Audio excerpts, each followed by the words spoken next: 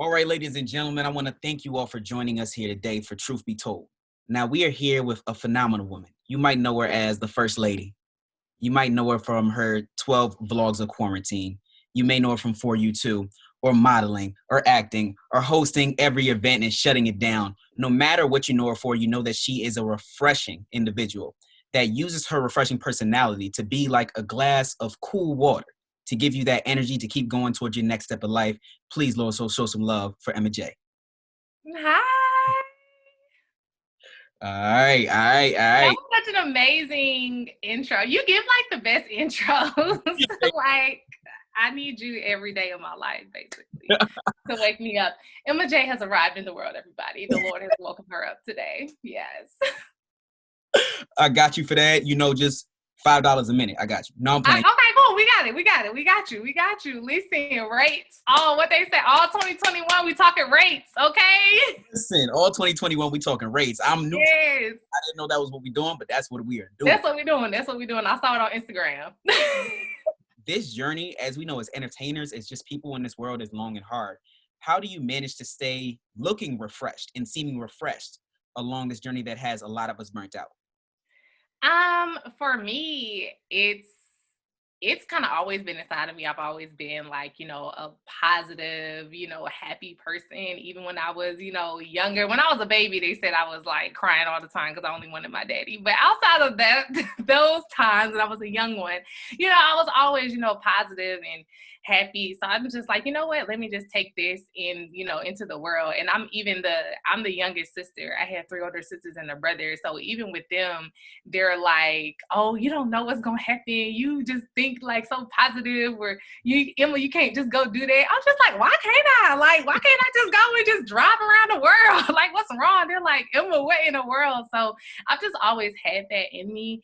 And I've had a lot of people, especially when I had lived in LA for a time, say, oh, you know what, don't lose your smile, or, keep that energy. Don't let the world like, ruin you or whatever. And I always was like, why are they telling me this? Or why are they saying like, saying that about me and about my personality?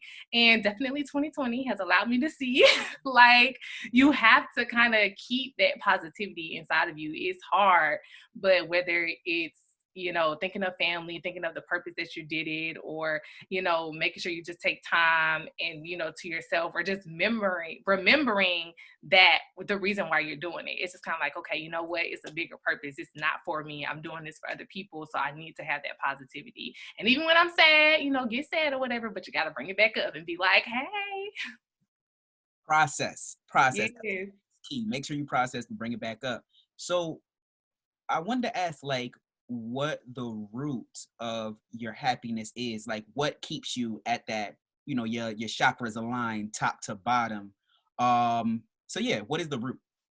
I would say the root is for sure Jesus, God, the Holy Trinity, all 3 of them was popping, y'all. I would definitely say is that, and just knowing, like, I feel like we all have happiness inside of us. So we were already given that joy. Joy is inside of us. I feel like that's like a scripture somewhere, but like we already have joy. We already have the power and positivity inside of us. So why think negative, or why, even though when negative things come, why should you just dwell in it and make it your life? So for me, I definitely think that would be, the center or the rock or the purpose or the root of it is just my, my spirituality and my relationship with God.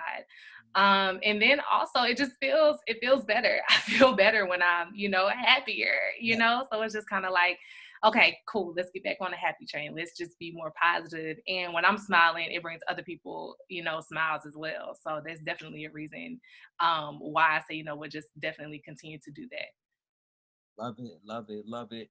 You spoke a lot about spirituality, your relationship with God, which is very important. But when did you have your first encounter with religion? So I actually really love this question.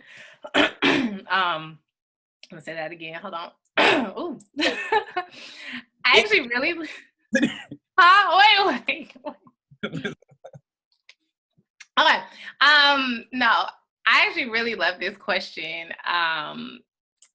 I went to, for my whole life, I always went to a private Black Christian school. That's from literally birth to even college. So when I was little, we used to have like in my first, like I think I went to a place called CFC. I mean, not CFC, that's where I went, but UFC was my first school, United for Christ.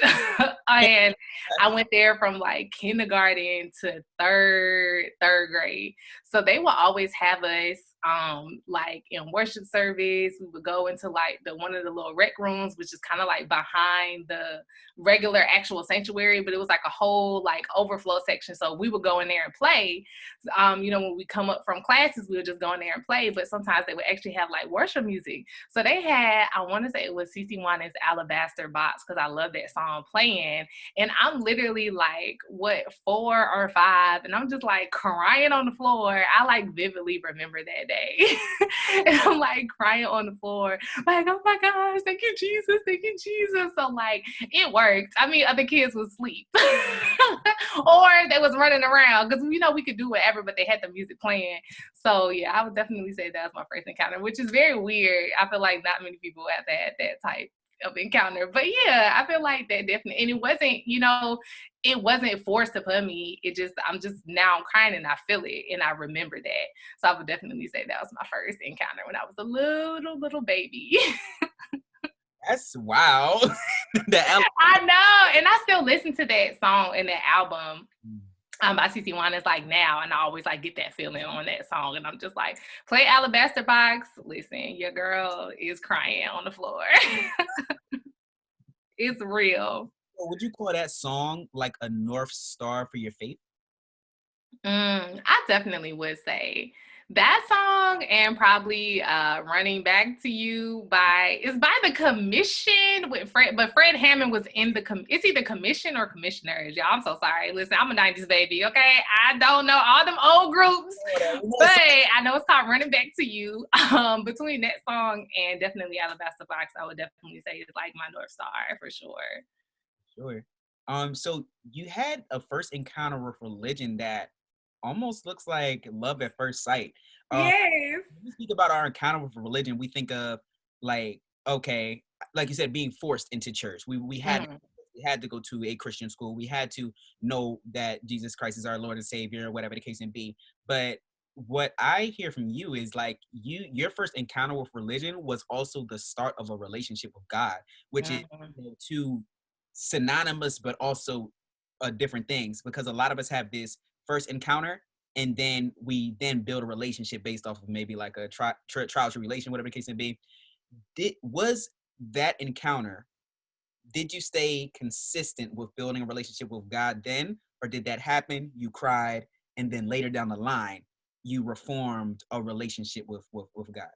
I would say I like have always had that relationship. Yeah, I would definitely say I've always had that relationship. Even though I was 4 and it was like, little girl, what you doing? But I would definitely say I've always had it. With my parents, I grew up AME, African Methodist Episcopal, and putting me in basically the church schools that I went to were non-denominational, but they were Black churches. So basically kind of like a somewhat of a Baptist, Baptist background to a certain extent. But just being around that environment is what molded me. So I have these teachers who are also somewhat, some of them were, the youth pastors, or I have these teachers who are very active in the actual church that the school is in. So I have these people who are molding me, who are teaching me. We're getting taught what we're supposed to be learning in school, but also they are teaching it with, positivity. And then you got some teachers who they're gonna be like, look, get your life together. Okay, I will send you to the principal's office with this love of Jesus, but get it together. But I would definitely say I've kind of always had it, even in middle school, in high school. Of course, you're living life, you're a teenager, young adult, you have your moments, you go away, you come back, you're like, what is happening? Okay, I'm gonna have my moment without Jesus for 2 months, and it's like, okay, what is happening? I should probably go back to him.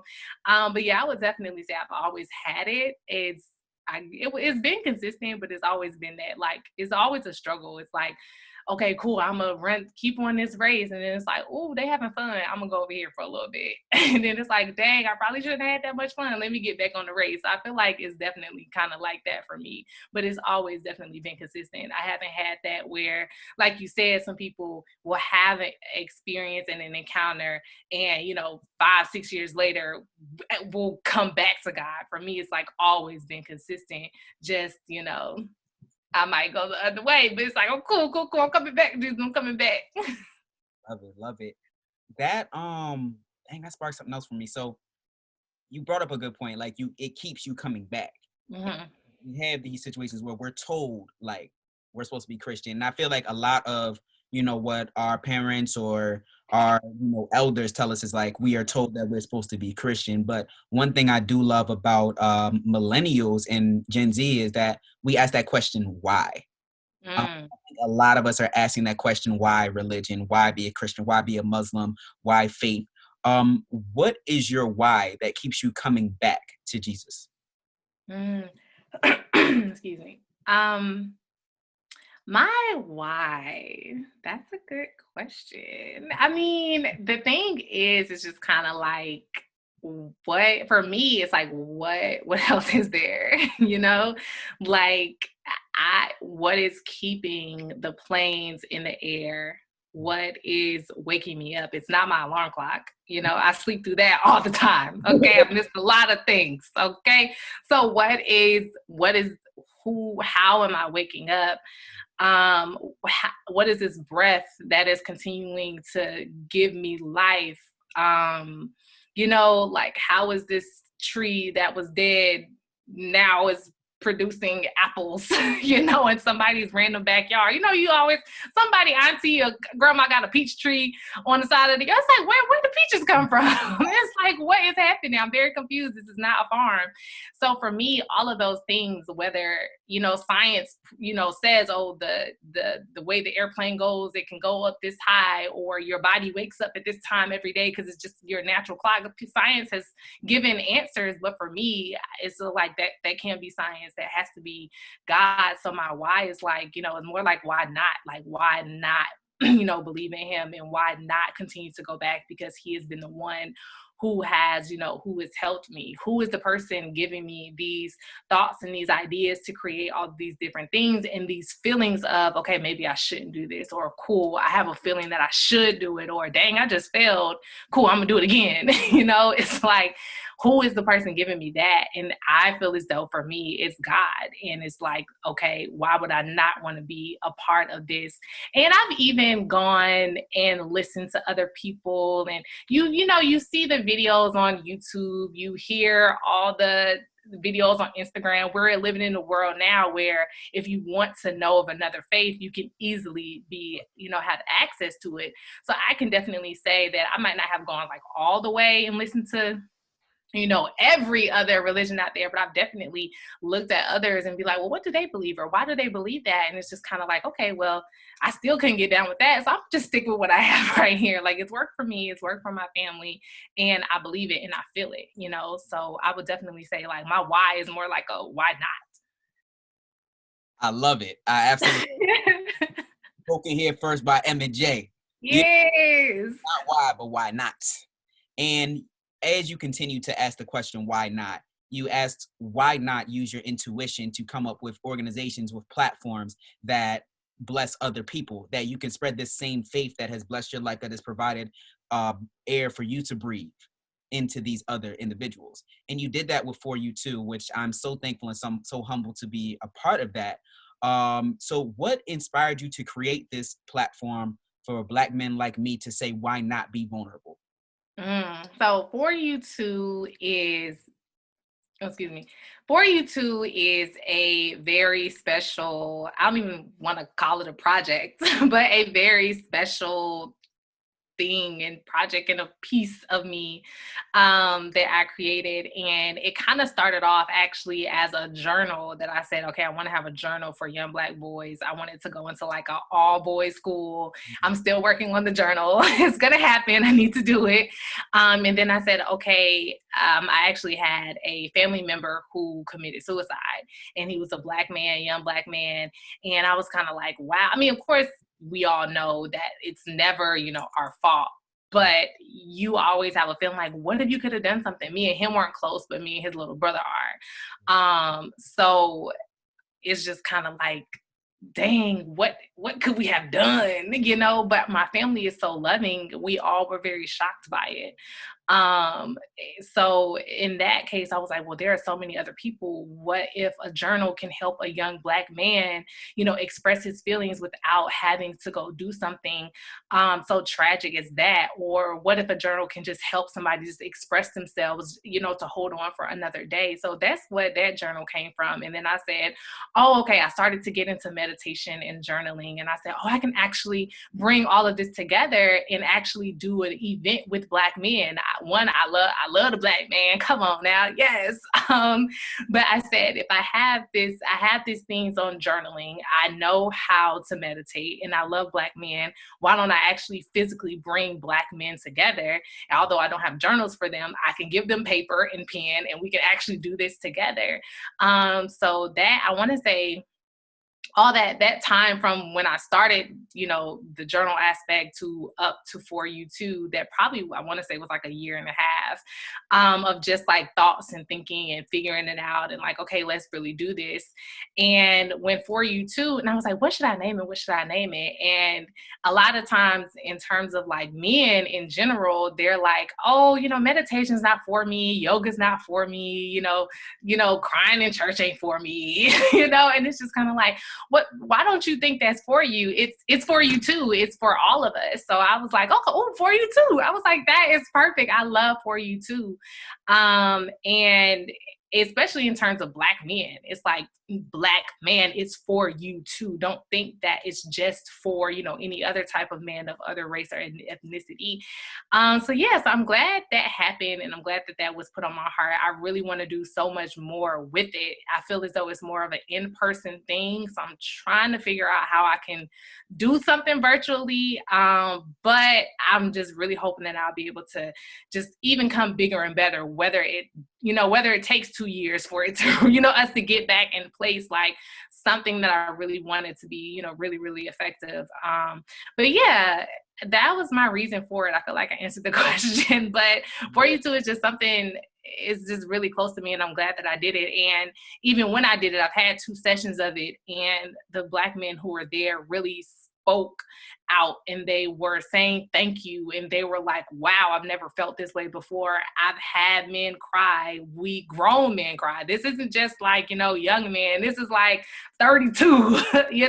We had, fathers in there. We had grandfathers in there one time who came to support one of the speakers, and they were on the ground, and they were, coaches and, football and basketball coaches, and it's just kind of like down to people bringing, their cousins and their brothers and things like that. So it's just, I know that it's powerful, and I know that it's a reason for it. So I'm really excited on what the future has for it. But yeah, it's something that I'm really proud of, and I really hope that many more Black men will be able to experience For You Too.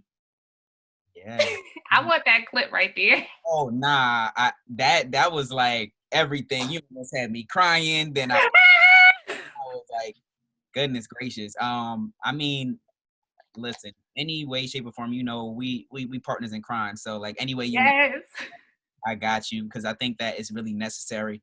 Definitely have like people close to me that have dealt with, suicide. So like that's Mhm. always a feeling of like, what can I do, or what could I have done if, God forbid that they do, move on. Yeah. Um, whew, okay. Oh, don't be crying over there. Kofi is like, oh wow. That was good. Nah, this is I'm This enjoying. is beautiful.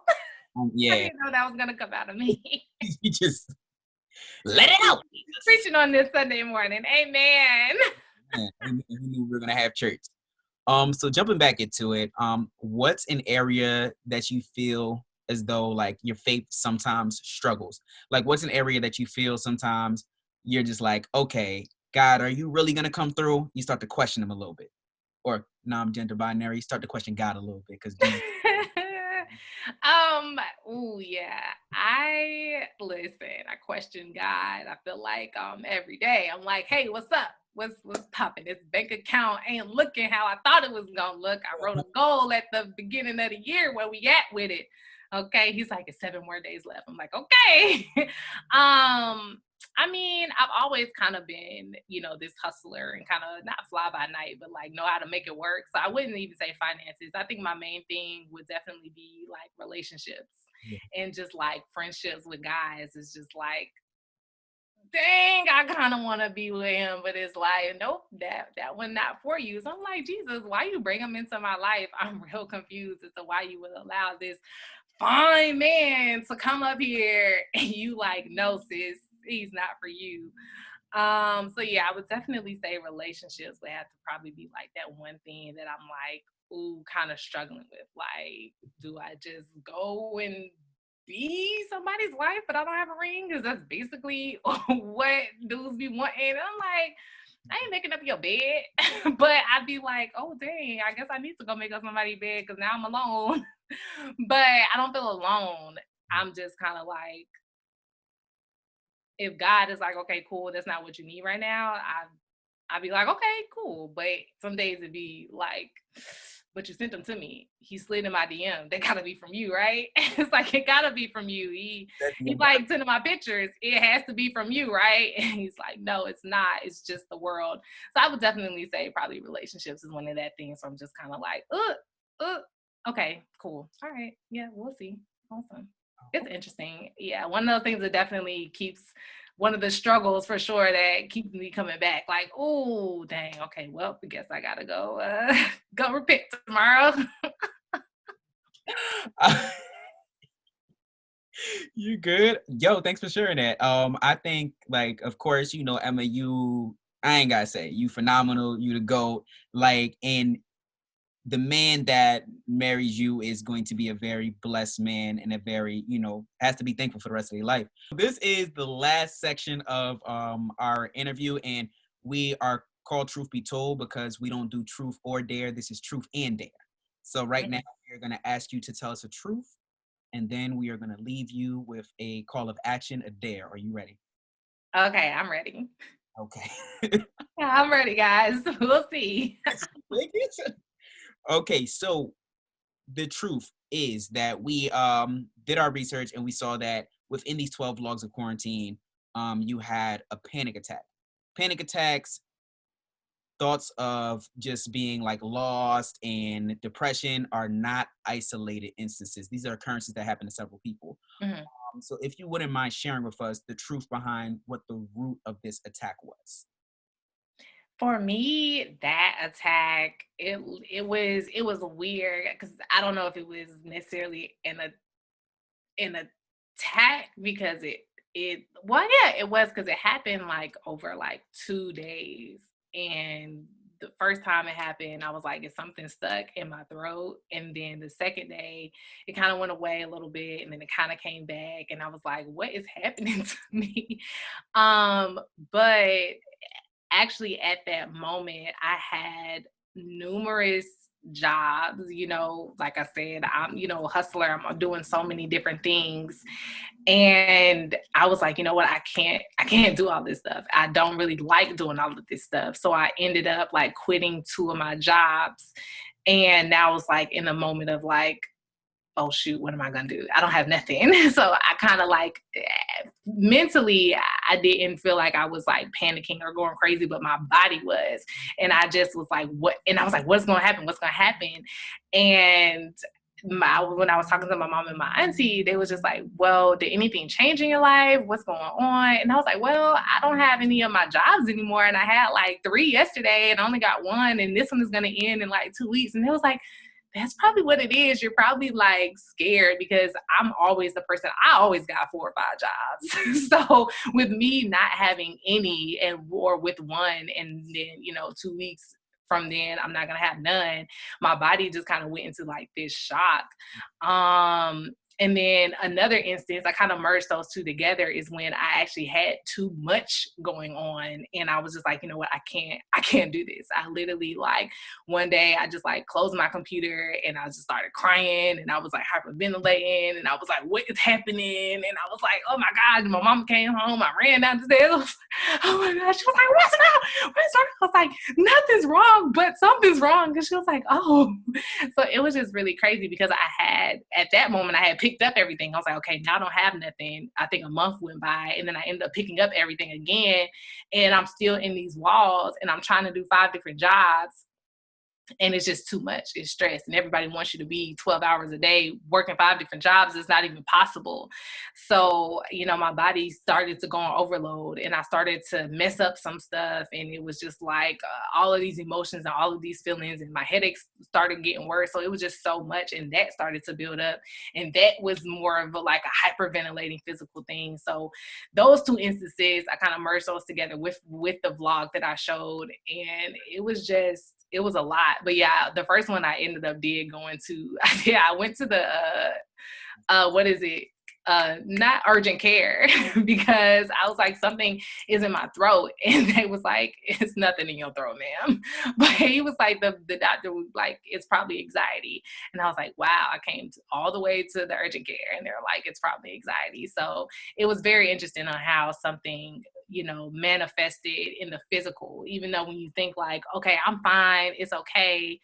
And, for me, I don't freak out like that. And my body is like, you should probably freak out. You should probably go crazy and not keep it internal. And my body was like, yeah, no, this is not going to work. So I started having that feeling of literally like a block. And I was like, should I drink some soda? Should I get some ginger ale, some Coke, something? And it was very scary. But yeah, it was interesting. I'm glad it's over and I feel a lot better now. Thank God. Thank you. Wow. Thank you for sharing. I can definitely relate to that, but this is you the same mommy. Uh Yes. what are you doing? Like what steps have you taken to, like, I guess not even prevent, but like heal from that, or to make sure that like you are able to find, because what it seems like to me is like it's a balance, and there's a imbalance of feeling like you don't have enough to stay secure, and there's a imbalance of feeling like you have too much on your plate and you're not going to be able to give 100% of Emma to each and everything. And Mhm. I definitely struggle with, so I could relate. So how are you going about finding this balance? Now it's doing the things that I know I'm able to do. Doing the things that I know that I have time that I'm able to do it and making sure that I actually like it. Now I know I'm also trying to shift into like, I'm trying to move to a new city. I want to get into different jobs. So I know that everything that I'm gonna do, I'm not always gonna love because you gotta start somewhere. But if I have a choice, I'm gonna try to choose okay, cool. I have a choice if I want to go work or apply for this job, right? If I think it's gonna stress me out, don't apply for it. But if I'm going to apply for a job that I like, you know what, I can do this. I don't care if I'm gonna be stressed. I know I can do it and it's gonna be great. Then cool, go apply for it because it's gonna be worth something. So it's just really just taking a balance of like not taking all the jobs that come your way or not applying for everything that somebody sends you or texts you or you will be great for it. Some stuff you have to turn down. And I'm realizing like what people say, like, oh, you have to learn how to say no. It's like I have to say no to myself. It's like, cool, Emma, this project would be amazing, but Not you right. should probably not take it. Like there are other people who can do it. Or this project is amazing, go ahead and do it. So it's just doing that, taking that balance and taking it slow and not just jumping into how I lived pre-COVID, because I've realized I can't do that in this COVID world. Because I would go to WeWork, I would go to friends, and we would work together, or, run, go to the beach, a cafe on the beach and work, things like that to get your mind away. But I can't work 5 different jobs sitting in the same room and thinking that I'm gonna be okay. So yeah, it's just really just taking the time of like choosing which one to do and knowing like what am I going to risk for this particular job and is it worth it and things like that. But yeah, it's definitely taking it one day at a time and realizing like okay, you can't take everything that comes your way. Some stuff you got to be like, nah, I'm good, catch me on the next go round. Yeah, it's definitely one thing to say, are you right for a situation? But it's another thing to say, is this situation right for you? Mm-hmm. And I feel like that's very important. So the dare for this is simple. The dare is to take these things that we have discussed today. Take and you dug deep in your 12 logs, but dig deep, deep, deep, deep. Be Oh very gosh. in your you can use this on, this could be Twitter. You don't gotta talk, but I know Emma loves to, be a person that people hear her voice and see her face. Whatever platform you want to use for this, use one of your platforms to be a blessing, as you always do. Talk about what you went through and the steps that you are taking to heal, or what you went through and how and what you've learned from this situation. And that is our dare. We don't have a time limit for you because this show isn't going to air yet. We're going to probably take like a week. This is very much so like the first episode, but Yeah. I would say if you could do it in, if I can give you 7 days. I got you. I got you. Appreciate that. And that is it. That is a wrap. Do you have any final words for the people? Yeah, thank you for having me on here. It really is cool to be able to share, just share my life, share my thoughts, share my feelings, especially in like a positive way and on a platform that's celebrating Jesus. And they're celebrating spirituality that's not like beating it over our heads. I really feel like that's really, really, really important. Because a lot of people want to like throw it at you and it's like, whoa, we got to bring it in different forms. Some people, like they said, some people are podcasters, some people are visual learners, some people want to actually physically be there with you in the audience. So I definitely am really grateful for this platform. I'm glad you all are here. Make sure y'all follow me on Instagram at from Emma J. Yeah, I'm excited. I definitely think 2021 is going to be a lot of fire, a lot of heat coming. So I speak it in existence. So make sure you keep up with me. But no, thank you all so much. I'm really glad to be here. It truly was an honor.